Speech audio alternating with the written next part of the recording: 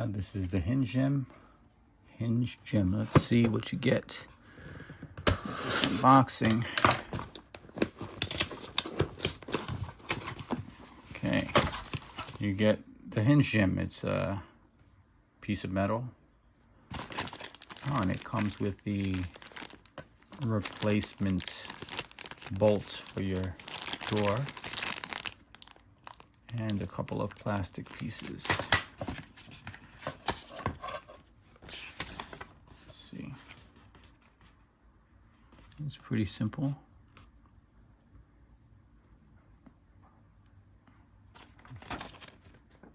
So here we've got the Hinge gym installed, and it was a very easy install.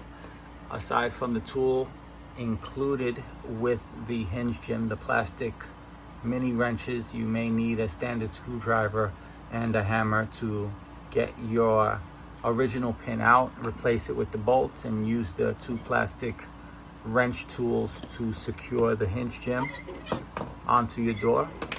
I have worked out with it using a number of bands with a fair amount of resistance, and the Hinge gym was very solid. I can say that using this Hinge gym as opposed to this thing that comes with the bands, it's a safer bet, particularly if your door where you work out, if your door swings outward.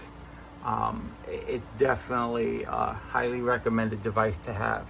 I've had issues using this thing where with a lot of resistance the door would fly open, and it was not a good situation. But the Hinge gym alleviates that. It seems a little pricey, you know, if you think in terms of materials, $30 for the Hinge gym for each one. But you know, you pay for the idea, you pay for the execution, and the Hinge gym was well executed.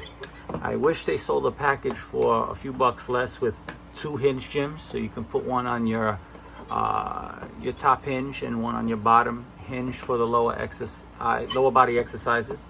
But I think, you know, I'm generally pleased with this purchase, and I look forward to utilizing this in the months to come.